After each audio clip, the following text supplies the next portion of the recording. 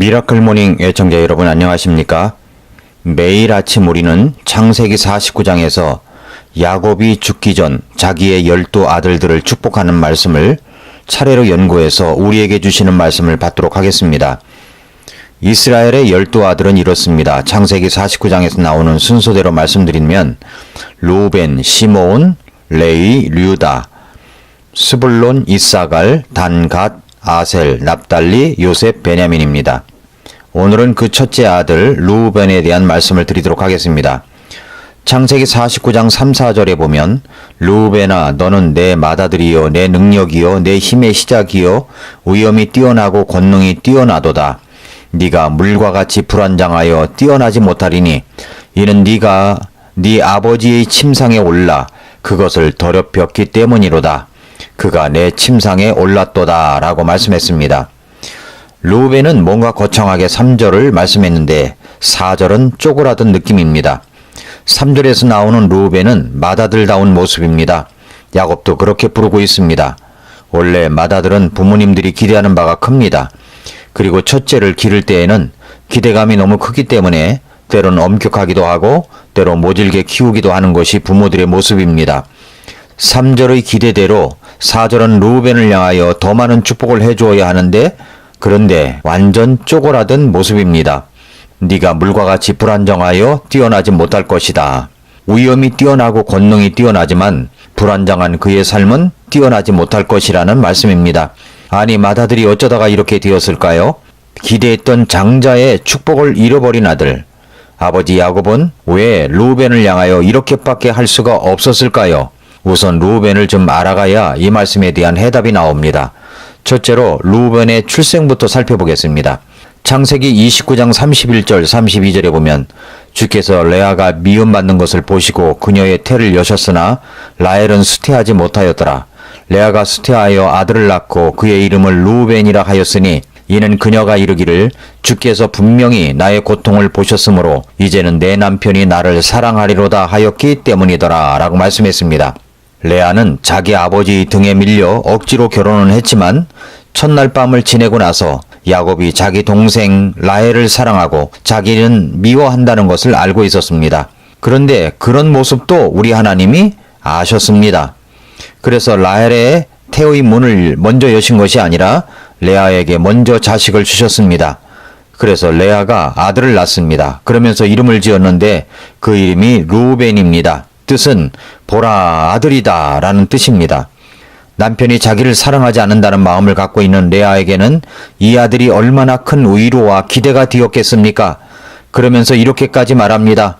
주님께서 분명히 나의 고통을 보셨으므로 이제 내 남편이 나를 사랑하리로다 라고 했습니다. 그렇게 하여 보라 나 아들 낳았어 아들이다 루벤이라고 이름을 지은 것입니다. 둘째로 야곱이 루벤에게 하는 축복의 내용입니다. 49장 1절에서 야곱이 자기 아들들을 불러 이르되 너희는 함께 모이라 마지막 날들에 너희에게 임할 일을 내가 너희에게 이르리라 라고 했습니다. 마지막 날들에 임할 일들을 말하고 있는데 사실 야곱의 축복하는 내용이라고 하지만 어떤 아들에게는 축복이고 어떤 아들에게는 그 행실에 따른 징계가 주어지는 말씀입니다. 야곱이 아버지로서 맏아들 루벤을 볼 때 루벤아 너는 내 맏아들이요 내 능력이요 내 힘의 시작이요 위엄이 뛰어나고 권능이 뛰어나도다 라고 말할 정도였습니다. 그런데 그의 삶이 어떠하리라고 말하고 있습니까? 네가 물과 같이 불안정하여 뛰어나지 못하리니. 그 이유가 무엇입니까? 4절에 계속해서 보면 그 이유 원인이 나옵니다. 이는 네가 네 아버지의 침상에 올라 그것을 더럽혔기 때문이로다. 그가 내 침상에 올랐도다 라고 했습니다. 야곱은 아내가 4명이 있었습니다. 레아와 라헬이지만 레아와 라헬이 자식 낳기 경쟁을 하여 자기들의 몸종을 야곱에게 주었습니다. 비라와 실바죠. 야곱과 비라에게서 단과 납달리도 낳았죠. 어찌되었든 루벤에게 있어서 비라는 자기의 어머니입니다. 그런데 자기의 친어머니는 아니지만 야곱에 관계된 아내인 비라와 어떤 일이 있었느냐면 창세기 35장 22절을 보시면 이스라엘이 그 땅에 거할 때 루벤이 가서 자기 아버지의 첩 비라와 함께 누웠는데 이스라엘이 그것을 들었더라 라고 했습니다. 루벤의 치부 절대 밝혀져서는 안 될 일이 드러나고 말았습니다. 그것을 자기 아버지도 듣고 지금까지 알고 있었던 것입니다. 아버지의 침상에 올라 그것을 더럽혔습니다. 사실 루벤에게는 장자의 권리가 있었습니다. 신명기 21장 15절부터 17절에 보면 어떤 사람이 두 아내를 두었는데 하나는 사랑을 받고 하나는 미움을 받다가 사랑을 받는 자와 미움을 받는 자가 둘 다 그에게 아이들을 낳았는데 미움을 받는 자의 아들이 맏아들이거든. 그는 자기가 가진 것을 자기 아들들에게 상속물로 주는 때에 사랑을 받는 자의 아들을 맏아들로 삼아서 참 맏아들 곧 미움을 받는 자의 아들보다 앞세우지 말고 미움을 받는 자의 아들에게 자기의 모든 소유에서 두 몫을 줌으로써 그를 맏아들로 인정할지니 그 아들이 그의 힘의 시작이므로 맏아들의 권리가 그에게 있느니라 라고 말씀했습니다. 이 말씀에 의하면 당연히 맏아들인 루벤이 장자의 축복을 받아야 합니다. 그런데 성경은 맏아들 루벤이 아버지의 침상을 더럽힌 문제에 대해서 그냥 넘어가지 않습니다. 역대상 5장 1절에 보면 이제 이스라엘의 맏아들인 루벤의 아들들은 이러하니라. 그는 맏아들이었으나 자기 아버지의 침상을 더럽게 하였으므로 그의 장자권이 이스라엘의 아들인 요셉의 아들들에게 주어졌더라. 계보는 장자권에 따라 계수할 것이 아니니라 라고 했습니다. 아버지의 침상을 더럽힌 사건은 장자권을 잃게 했습니다. 요셉에게 넘어갔습니다. 단 한 가지 사건, 아버지의 침상을 더럽힌 이 사건은 장자로서 아버지의 기대, 내 능력이여 내 힘의 시작이여 위엄이 뛰어나고 권능이 뛰어나다라고까지 할 정도로 뛰어난 루벤이라고 할지라도 물처럼 불안정하여 뛰어나지 못하게 된다고 말씀하고 있습니다. 우리는 여기서 중요한 교훈을 하나 배워야 합니다. 죄악은 어떤 죄이든 그 사람이 현재 가지고 있는 위치가 아무리 중요한 위치를 갖고 있다고 하더라도 그 사람이 많은 특권과 뛰어난 모습이 있다고 할지라도 죄들은 그 사람이 갖고 있는 모든 것을 다 빼앗아 버리고 만다는 사실입니다. 이 사실을 잊어서는 안 됩니다. 그뿐만 아니라 내가 구원받고 하나님의 자녀가 되었다고 할지라도 자녀된 특권과 은혜가 있어서 뛰어난 모습으로 살아갈 수 있음에도 불구하고 만약에 죄들을 짓게 되면 그 죄들이 여러분의 자녀됨을 취소하지는 않지만 뛰어나지 못한, 축복받지 못한 생활을 할 수 있음을 우리는 명심해야 합니다. 셋째로 신명기 33장에서 언급된 12지파를 향한 모세의 축복을 보겠습니다.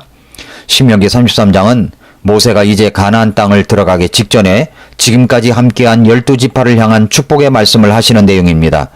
그렇다면 모세는 루벤에 대해서 어떻게 축복하였을까요?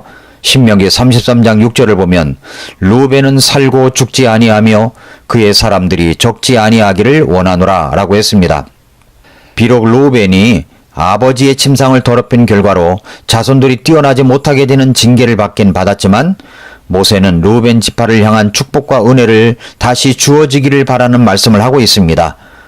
여기서 우리는 중요한 교훈을 또 하나 배울 수 있습니다.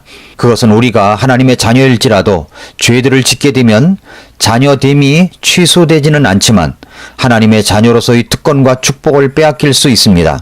그러나 우리가 우리의 죄들을 회개하고 다시 주님 앞에 돌아올 때 하나님은 다시 우리를 회복시켜 주시고 다시 축복과 은혜를 주신다는 사실입니다. 루벤은 범죄했습니다. 그래서 하나님의 징계를 받았습니다. 하나님의 축복도 잃어버렸습니다. 그러나 그것으로 그의 인생이 계속해서 그렇게 되어야만 되는 것이 아니라 하나님께서 주시려고 하시려는 축복과 은혜는 여전히 존재하는데 그것이 바로 죄들에서 돌이키는 것입니다. 한 번의 범죄로 우리가 낙담하거나 절망하지 마십시오. 그 하나님과의 관계를 회복함으로 다시 번성과 풍요와 능력의 삶을 살아갈 수 있습니다. 성경은 요한일서 1장 9절에서 이렇게 말씀하셨습니다. 만일 우리가 우리의 죄들을 자백하면 그분께서는 신실하시고 의로우사 우리의 죄들을 용서하시며 모든 불의에서 우리를 깨끗하게 하시느니라 라고 말씀을 했습니다. 넷째로 출애굽기 28장에 나오는 12지파를 상징하는 12보색에 대한 의미입니다. 출애굽기 28장 15절부터 20절에 보시면 너는 판결의 흉패를 정교한 솜씨로 만들되 에봇을 만드는 방법대로 그것을 만들고 금실과 청색과 자주색과 주홍색 실과 가늘게꼰 아마실로 만들며 또 그것을 두 겹으로 네모 반듯하게 만들되 그것의 길이가 한 뼘 너비가 한 뼘이 되게 할지니라. 너는 흉표에 보석 물린 것 즉 보석 네 줄을 달되 첫째 줄은 홍보석과 황옥과 석료석으로 하라. 첫째 줄은 이러할지니라. 둘째 줄은 에메랄드와 사파이어와 다이아몬드로, 셋째 줄은 호박과 만호와 자수정으로, 넷째 줄은 녹주석과 줄만호와 벽옥으로 하고 그것들을 그것들의 틀에 넣고 금으로 물릴지니라 라고 말씀했습니다. 이 보석이 물린 순서는 장자로부터 첫 줄을 시작하는 것이 아니라 하나님께서 이 12지파를 섭리하시고 쓰신 순서대로 배열되어 있습니다. 그래서 이스라엘 12지파 중에서 유다지파를 상징하는 보석인 홍보석이 맨 첫 줄 첫 번으로 나오는 것입니다. 루벤 지파를 상징하는 보석은 둘째 줄 첫 번에 나오는 보석 에메랄드입니다. 에메랄드는 바다 초록색입니다. 지금이야 에메랄드가 엄청난 좋은 보석으로 알고 있지만 고대 사람들은 에메랄드가 그렇게 좋은 의미로 받아들여지지 않았다고 합니다. 이 에메랄드 보석을 가지고 있으면 풍파가 많다고 믿었습니다. 그래서 이 보석을 꺼려했습니다. 색상 그 자체가 바다색으로 파도치는 모습인 동요와 흔들림을 의미합니다. 처음에 레아가 이 아이를 낳고 보라 아들이다 라고 소리칠 정도로 기대를 거는 그런 장남이었지만 그는 순간의 정욕을 다스리지 못함으로 범죄하여 기대를 땅에 추락시키고 말았습니다. 그의 인생은 이제 바닷물과 같이 불안정하여 뛰어나지 못한 인생이 되어버리고 말았습니다. 우리는 예수님을 믿고 영접하여 구원받을 때 보라 아들이다 라고 소리칠 정도로 기대를 거는 존재가 되었습니다. 그러나 그런 기대가 있는 존재라고 할지라도 범죄하면 죄들을 짓게 되면 요동치는 바닷물결처럼 불안정한 삶을 이어갈 수밖에 없습니다. 왜 나는 그렇게 불안정한 삶을 살아가고 있는지 생각해 보시기 바랍니다. 그런데 이 보석이 어디에 붙어 있습니까? 대제사장의 옷, 가슴 흉표에 붙어 있습니다. 둘째 줄 첫 번째 말입니다. 그리고 이 대제사장은 이 흉표를 안고 하나님께 나아갑니다. 다시 말해서 하나님께서는 루벤 지파도 가슴에 품어주셨다는 말입니다. 자주 흔들리고 넘어지고 좌절하여도 때때로 범죄하여 불안정한 삶을 살아가는 나를 우리 대제사장 되신 예수님께서 나를 가슴에 품으시고 나를 위해서 지금도 하나님의 왕좌 우편에서 기도하시며 중보하시는 이 놀라운 은혜가 있습니다. 그래도 나를 품어주시는 사랑과 은혜를 안다면 우리는 결코 흔들릴 수 없습니다.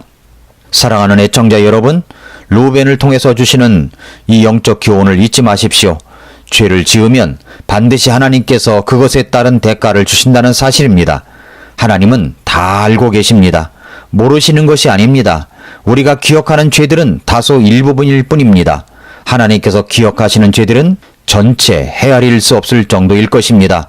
그것 때문에 나에게 주어질 축복과 은혜를 보류하고 계신 것입니다. 그러나 또 하나의 영적 교훈은 그런 사람일지라도 하나님 앞에 죄들을 자백하면 용서를 받습니다. 다시 하나님의 축복과 은혜가 있습니다.